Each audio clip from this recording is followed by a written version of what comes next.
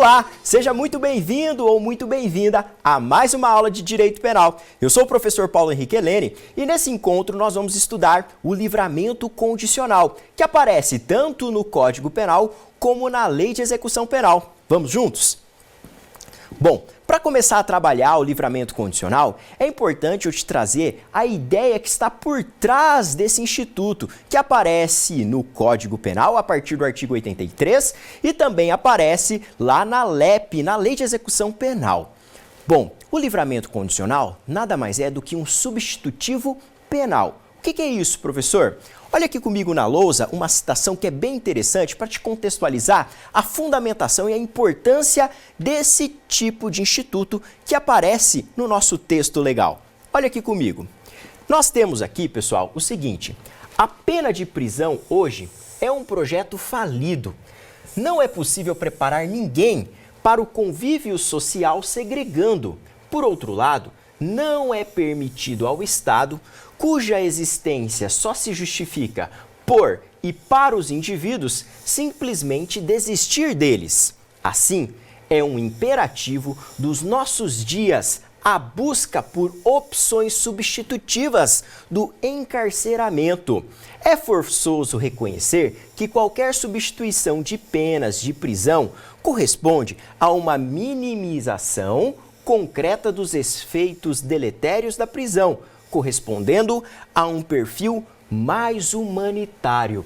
Gente, quais são os substitutivos que o Código Penal traz para nós a partir ali do artigo 77 de forma específica? Nós encontramos no Código Penal a suspensão condicional da pena e logo na sequência o livramento condicional. Com relação à suspensão condicional da pena, isso a gente já estudou e nós temos um vídeo específico sobre esse conteúdo aqui no canal. Lá nós vimos as espécies, os requisitos, tudo o que é correspondente ao sursi, seja o aspecto de revogação, seja o aspecto de concessão desse benefício. Só que é importante você não confundir o sursi, que é a suspensão condicional da pena, com o livramento condicional, que é o instituto substitutivo que aparece logo na sequência do Código Penal. A primeira distinção que eu quero trazer para vocês não confundirem, é a seguinte. Naquela aula lá, que eu vou deixar um card aqui relacionado, você aprendeu comigo que existe um sistema por trás do sursi, que é o sistema franco-belga. Significa dizer que o juiz primeiro condena e aí no momento da sentença condenatória ele avalia se cabe ou não a suspensão condicional da pena. Entendeu? Então a gente suspende ali o processo de execução de pena. O sujeito nem sequer começa a cumprir pena. No livramento condicional é diferente. Nós temos um instituto que é típico de execução penal. O sujeito é condenado, ele começa a cumprir a pena, cumprindo parcela da pena, aí a gente verifica se estão presentes os requisitos elencados pelo Código Penal. Se estiverem presentes, é direito subjetivo do condenado obter essa liberdade antecipada. Entendeu? Então perceba, na suspensão condicional da pena, o agente nem começa a cumprir a pena. No livramento condicional, ele está cumprindo, já cumpriu parcela da pena, já eu vou te contar quanto que ele tem que cumprir, e aí ele é colocado em liberdade. E esse período final de cumprimento de pena, nós vamos chamar de período de prova, onde ele vai cumprir certas condições estipuladas pelo juiz. E se ele cumprir tudo, ao final, o juiz extingue a punibilidade. Então, percebeu a diferença entre o sursi e o livramento condicional? Ambos são considerados substitutivos penais e entram exatamente aqui nesse ponto que a doutrina critica. Lembrando que eu trouxe para vocês uma citação do professor José Gonçalves Cussack, professor Paulo César Busato e o Rodrigo Cabral. Certo? Então, uma crítica doutrinária. Eu posso até acrescentar que, nesse mesmo sentido que faz uma crítica à pena de prisão, aparece na doutrina o professor César Roberto Bittencourt. Inclusive, ele tem uma tese correspondente à falência do sistema prisional e a importância desses substitutivos penais. O professor Juarez Cirino dos Santos, que é um extremamente crítico com relação à maneira que se executam as penas privativas de liberdade no Brasil. Tá aí a importância do instituto da aula de hoje, o livramento condicional. Vamos então aprofundar nesse tema que é muito interessante. Acompanha comigo aqui na tela. O livramento condicional constitui a fase final, não institucionalizada, de execução da pena privativa de liberdade, igual ou superior a 2 anos, com o objetivo de reduzir os malefícios da prisão e promover a reinserção social do condenado, concedido pelo juiz da execução penal por meio de uma decisão motivada, precedida de manifestação tanto do Ministério Público como da Defesa. Ok? Então, aqui eu trouxe uma passagem do Manual de Direito Penal Parte Geral do professor Juarez Cirino dos Santos. E ele informa para nós que aqui, na verdade, o livramento condicional constitui uma liberdade antecipada que o agente obtém durante o curso da execução penal. Vale lembrar que quem concede o livramento condicional, e essa informação é bem relevante, é o juiz da execução. E ele vai declarar isso aqui, vai conceder isso aqui em uma decisão lá no curso da execução, mas que é precedida de um requerimento tanto do Ministério Público ou da Defesa, ok? Beleza? Vamos adiante então, vamos verificar quais são os requisitos para obtenção do livramento condicional. Isso aqui aparece a partir do artigo 83 do Código Penal. Você vai perceber comigo, a partir da leitura desse dispositivo, que existem requisitos de ordem objetiva e requisitos de ordem subjetiva. O que nós vamos fazer aqui, ó?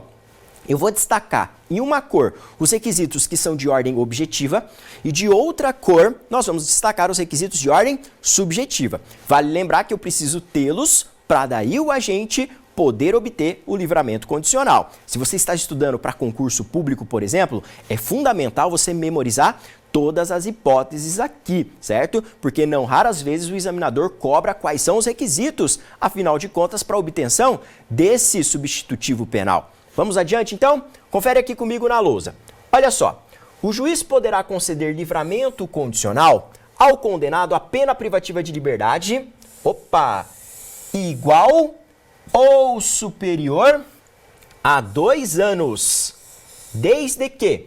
Então, a primeira observação, aqui nós temos um requisito de ordem objetiva, requisito objetivo. Então, para você falar em livramento condicional, eu tenho que ter uma condenação igual ou superior a 2 anos. Se for menor que isso, não há que se falar em livramento condicional. O que mais que eu preciso, professor?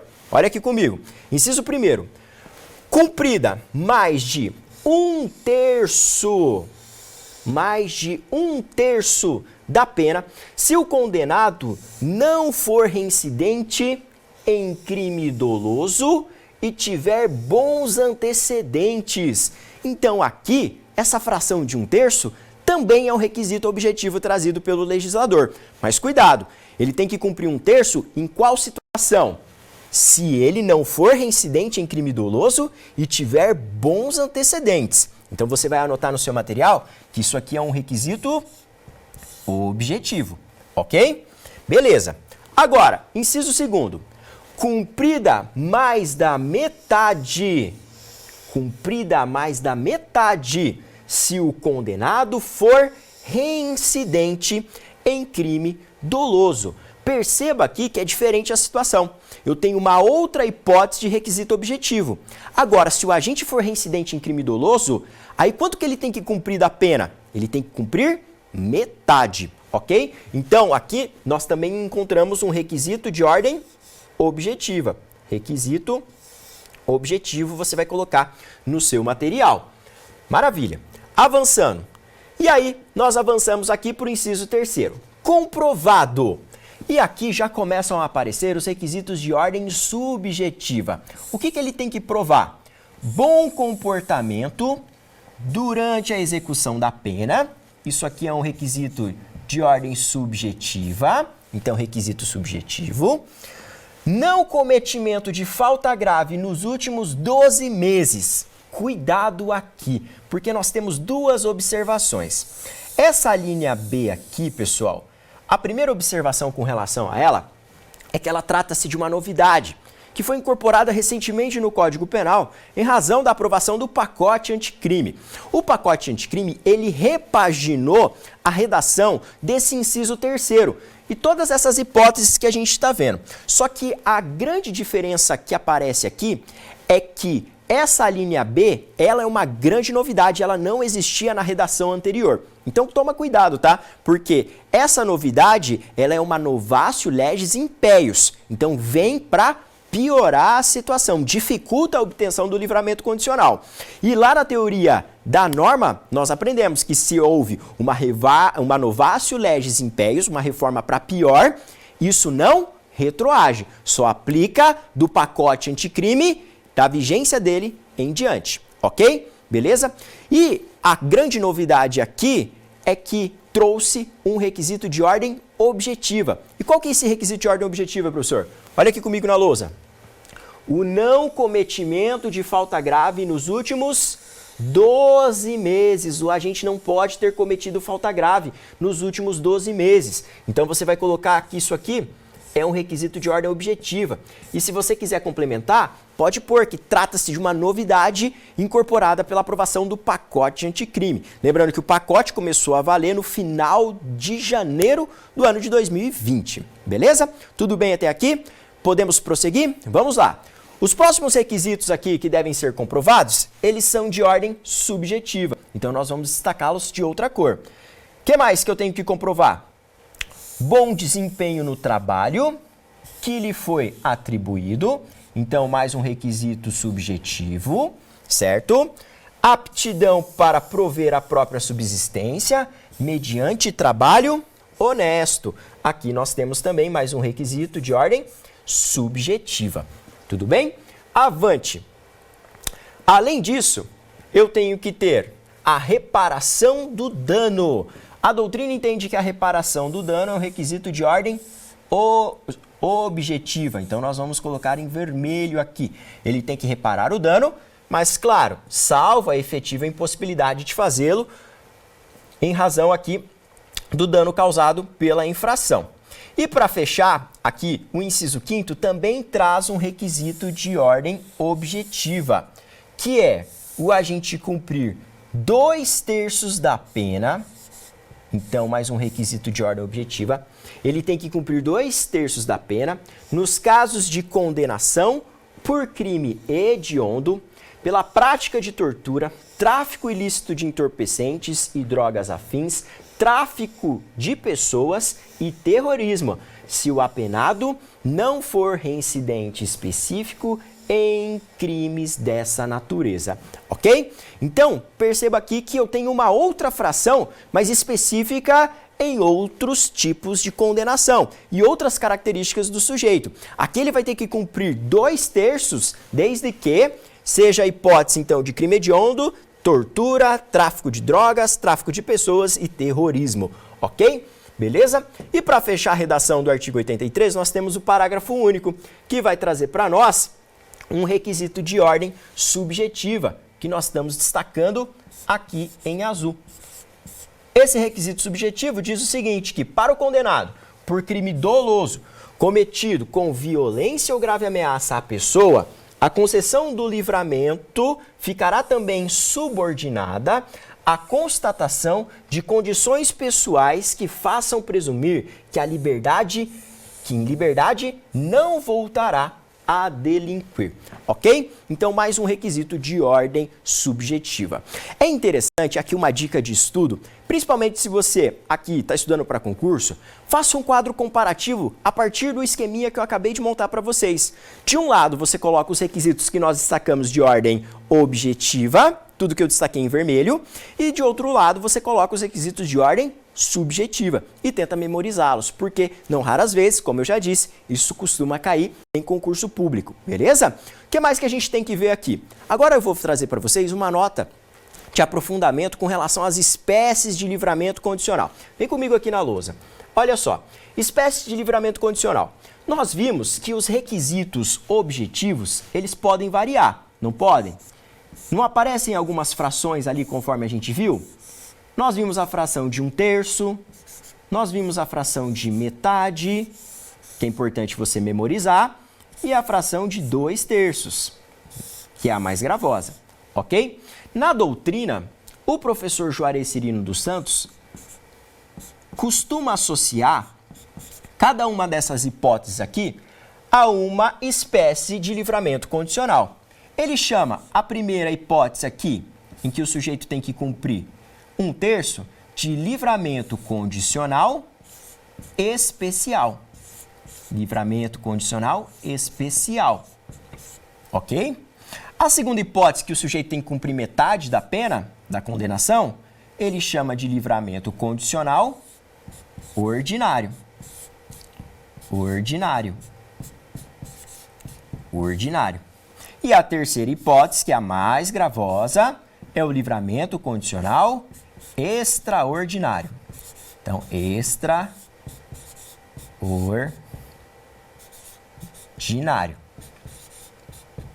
Ok? Beleza?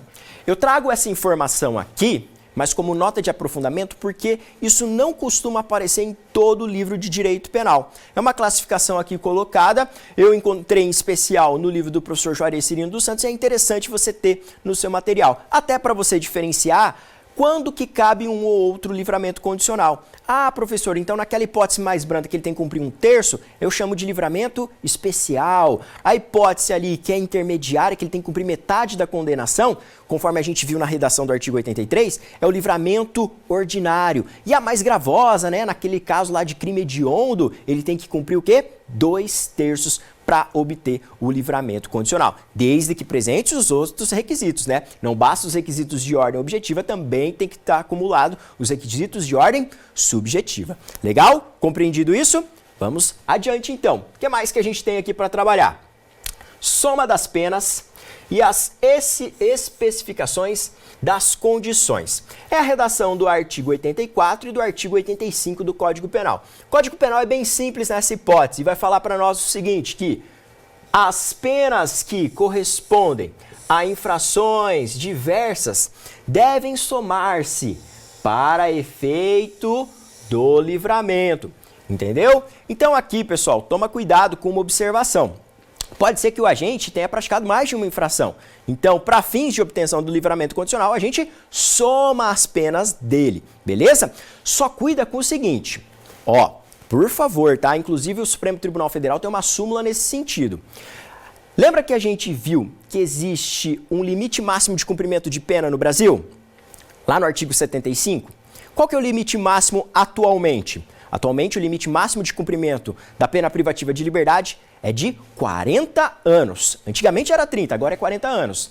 Gente, toma cuidado que aquele critério de 40 anos, ele não vale nessa hipótese aqui. Ah, professor, então quer dizer o seguinte, para eu obter o livramento condicional, então eu tenho que olhar para a pena em cheio que o agente pegou. Isso mesmo. Então, se ele receber uma condenação de 20 anos e uma condenação de 50 anos, eu somo ela 70 anos. A partir desse montante é que eu vou calcular aqueles requisitos lá de ordem objetiva para obtenção do livramento condicional. Entendeu? Eu não vou considerar aquele patamar máximo de cumprimento de pena que é 40 anos. Esqueça aquilo lá no presente momento. Aquilo lá só corresponde ao limite máximo que ele vai cumprir pena efetivamente no Brasil. Agora, para calcular os benefícios, assim como o livramento condicional ou progressão de regime, eu considero o montante integral da pena, o somatório lá, o produto final das condenações do sujeito. Compreendido isso? Beleza?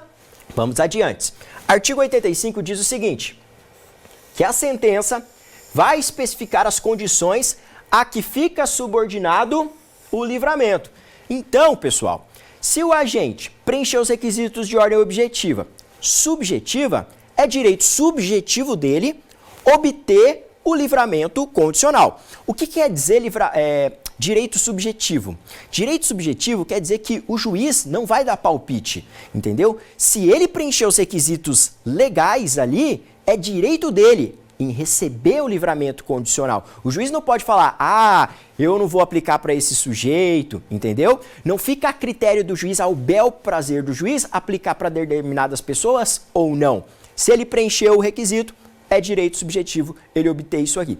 E durante o cumprimento dessas condições, esse período aí nós denominamos de período de prova. Exatamente a mesma nomenclatura que aparece lá no sursi, que a gente viu, né? A pena vai ficar suspensa por exemplo, de 2 a 4 anos, e aquele período lá eu chamo de período de prova, onde o sujeito tem que cumprir certas condições, correto? Aqui no livramento condicional também nós chamamos de período de prova, esse período restante da pena, em que ao invés de eu cumprir a pena privativa de liberdade, eu vou estar em liberdade cumprindo outras condições. E que condições são essas? Aí quem responde essa pergunta é a Lei de Execução Penal. Olha aqui na lousa e vamos conferir o que diz aqui o artigo 132 da Lei de Execução Penal. O que ele fala? Que deferido o pedido, o juiz vai especificar as condições a que o agente vai ficar subordinado durante o livramento. E aí, há uma diferença entre a redação do parágrafo 1º e a redação do parágrafo 2º. Por quê? Nessa hipótese do parágrafo 1º, eu tenho condições que vão ser obrigatórias. Condições obrigatórias. Então, que o juiz necessariamente vai estabelecer. Já aqui no parágrafo 2º, você vai ver, ó, que aparece o verbo poderá, entendeu? Então, poderão. Então, aqui são condições facultativas. Então, o juiz vai verificar se aquele caso é necessário ou não. Vamos aprender aqui quais são as condições? Bem simples. Serão sempre impostas ao liberado condicional as obrigações seguintes. Primeira delas, obter ocupação lícita dentro de prazo razoável se for apto para o trabalho. Comunicar periodicamente ao juiz sua ocupação e não mudar do território da comarca do juízo da execução sem prévia autorização deste. Então, essas hipóteses do parágrafo 1º são obrigatórias. Recebeu o livramento condicional, então foi agraciado com esse benefício, ele vai ter que cumprir essas condições que a gente examinou. Isso é obrigatório. Agora, além disso, pode ser cumulado ou não as hipóteses do parágrafo 2º. Confere aqui comigo. Olha só. Poderão ainda ser impostas ao liberado condicional, entre outras obrigações, as seguintes. E aí vem lá. Não mudar de residência sem comunicação ao juiz e à autoridade incumbida da observação cautelar e de proteção, ou ainda pode ser cumulado aqui, recolher-se à habitação em hora fixada, ou ainda o juiz pode determinar aqui, ó, que não frequente determinados lugares. Então, proíbe o agente de frequentar, por exemplo, bares, prostíbulos, que são aqui mais comuns da gente visualizar na praxis forense. Legal? Compreendido isso? Então, são essas as condições que o sujeito cumpre durante o período de prova. Perceba que é muito melhor do que ele estar cumprindo pena privativa de liberdade. Concorda comigo? Deixa um comentário aí embaixo. Olha só. Revogação do livramento. Gente, isso aqui é bem interessante porque aparece lá no artigo 86 do Código Penal. E essa hipótese aqui trata-se de uma revogação obrigatória, tá? Obrigatória. Revogação obrigatória do livramento. Então, o Código Penal, no artigo 86, traz duas hipóteses em que, se ocorrerem, obrigatoriamente o juiz vai revogar o livramento condicional. E o que acontece aqui, professor? Verifica aqui comigo na tela. Olha só. Diz o Código Penal que revoga-se o livramento se o liberado venha a ser condenado a pena privativa de liberdade em sentença irrecorrível. E aí vem duas hipóteses. Olha só. Então ele é condenado a uma pena privativa de liberdade em sentença irrecorrível. Duas situações. Por crime cometido durante a vigência do benefício. E aí a segunda hipótese, por crime anterior, observado o disposto no artigo 84 desse código. Aqui eu preciso fazer com vocês uma exemplificação para ficar um pouco mais didático, tá? Essa questão que eu vou te apresentar aqui, a doutrina trabalha para nós, e esse regramento você consegue aprofundar mais no estudo da Lei de Execução Penal. Mas a gente está aqui estudando direito penal, parte geral, então eu não vou me aprofundar tanto assim na parte de Lei de Execução Penal. Nós vamos ver todos os dispositivos do Código Penal. Mas lembra, para você esgotar esse conteúdo, você vai ter que ir lá na LEP e ler os dispositivos pertencentes ao livramento condicional. É a mesma coisa que aconteceu no estudo do Sursi. A gente não bateu em todos os dispositivos que aparecem na Lei de Execução Penal. Mas para você compreender esse assunto aqui, eu trago uma observação que é bem importante e a partir do que a gente viu aqui, eu vou trazer um exemplo para você guardar essa informação, porque isso pode ser objeto de questão de prova. Olha aqui, tem um regramento diferente se o sujeito ele pratica ali, ou melhor, o crime durante a vigência do benefício, ou se ele praticou o crime anteriormente à vigência do benefício. Vamos imaginar o seguinte aqui, ó. Imagina que o sujeito foi condenado a 6 anos, certo? Foi condenado a 6 anos. E aí o que aconteceu? Esse sujeito, ele cumpriu 4 anos. 4 anos da pena privativa de liberdade. E nesse momento ele foi agraciado com o livramento condicional. Ou seja, resta para ele cumprir 2 anos ali de período de prova. Concorda comigo? Beleza. Só que aí ele começou a cumprir o livramento condicional, cumpriu 1 ano e aí ele foi condenado por um crime durante a vigência do benefício. O que vai acontecer aqui, galera? Toma muito cuidado com essa situação, tá? Presta atenção. Se ele foi condenado a 6 anos, aí no 4º ano ele foi agraciado com o livramento condicional. Aí, olha só, cumpriu 1 ano de livramento condicional e agora vem esse tipo de condenação, o que vai acontecer? Ele vai perder, olha só, ele vai perder esse período aqui, certo? E vai restar para esse sujeito 2 anos de pena, que ele vai ter que cumprir necessariamente, ok? E aqui é importante você anotar que, com relação a essa condenação, a esses 2 anos restantes, ele não vai poder obter o livramento condicional novamente, ok? Agora, com relação à condenação que veio, aí ele pode, certo? Imagina só, que ele pegou aqui, ele recebeu uma condenação agora por 5 anos. Com relação a esses 5 anos, ele pode sim obter o livramento condicional. Mas com relação a esse período aqui, que resta dessa condenação inaugural, ele não pode obter o livramento condicional, ok? Se você não entendeu, volta o vídeo e assiste de novo, tá? É um pouquinho mais sofisticado isso. Agora, pessoal, nessa segunda situação aqui, o exemplo é diferente. Então pensa aqui comigo. O sujeito foi condenado a 6 anos. Foi condenado a 6 anos, certo? E aí, o que acontece? Ele cumpriu 3 anos da pena, correto? E aí foi agraciado com o livramento condicional, certo? Digamos que ele cumpriu 1 ano das condições do livramento condicional. E aí o que acontece? Vem uma condenação por crime anterior.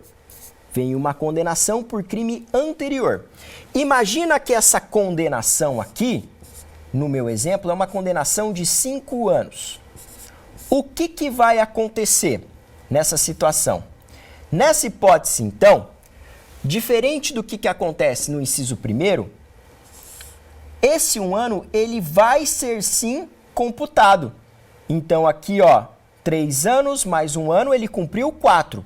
Resta para ele cumprir 2 anos de pena. Concorda comigo? Porque ele cumpriu 3 anos de pena privativa de liberdade, 1 ano das condições do livramento condicional. E ele vai somar aqui essa condição, ou melhor, essa condenação nova. Então, para ele, vai faltar cumprir ainda 7 anos, correto? E olha só que interessante, se for preenchidos os requisitos para a concessão do livramento condicional, o juiz pode conceder novamente com relação a esse montante que resta o livramento condicional. O que você tem que guardar de diferença, então, da primeira hipótese e da segunda hipótese? Olha só, basicamente, e o mais importante aqui é você guardar aqui, ó, na primeira hipótese, você viu que, ó, o período de prova não é computado, ou seja, vai ser ignorado isso aqui. Agora, na segunda hipótese, o período de prova, ele é sim computado. E aí o sujeito só vai cumprir a pena que resta. Beleza? Toma cuidado então com essa diferenciação, ok? Vamos adiante. Revogação facultativa. Aqui é a opção do magistrado. Verifica aqui comigo. Código Penal, artigo 87. O juiz poderá também revogar o livramento se o liberado deixar de cumprir qualquer das obrigações constantes da sentença ou for irrecorrivelmente condenado por crime ou contravenção a pena que não seja privativa de liberdade. Então, nessa situação aqui, o juiz pode verificar se ele revoga ou não esse substitutivo penal, o livramento condicional. É a opção do magistrado, diferente da hipótese anterior que a gente viu, ok? Beleza? Então, galera, com isso, a gente agora, já caminhando para a reta final, vamos analisar as últimas disposições aqui que o Código Penal traz. Olha só, artigo 88. Revogado o livramento, não poderá ser novamente concedido e, salvo quando a revogação resulta de condenação por outro crime anterior, aquele benefício, não se desconta na pena o tempo em que estiver solto o condenado. Então, pessoal, esse artigo 88 entra naquelas regras que a gente viu da revogação obrigatória, tá? Tem que tomar cuidado da hipótese do inciso 1º para a hipótese do inciso 2º. E, adiante, o Código Penal traz para nós os aspectos relacionados à extinção. O que nós temos aqui? Artigo 89. O juiz não poderá declarar extinta a pena enquanto não passar em julgado a sentença em processo a que responde o liberado por crime cometido na vigência do livramento. E o artigo 90 diz para nós que se até o seu término o livramento não é revogado, considera-se extinta a pena privativa de liberdade. Em outras palavras, terminou o período de prova, o sujeito cumpriu todas as condições, o juiz então vai prolatar uma sentença declaratória, declarando o quê? A extinção da punibilidade do agente. Então, finaliza-se aqui esse nosso encontro. Com isso, você aprendeu, durante o trajeto dessa aula, todo o regramento correspondente ao livramento condicional. Começamos então com uma crítica ao sistema, trouxe para vocês uma abordagem sobre os substitutivos penais, que uma das hipóteses é o livramento condicional, analisamos os requisitos de ordem objetiva, de ordem subjetiva, vimos também as hipóteses de revogação obrigatória e facultativa. Espero que você tenha gostado desse nosso encontro, não deixa de comentar esse vídeo, deixar um like aí e compartilhar com seus amigos. Eu te espero no nosso próximo encontro de Direito Penal. Até lá!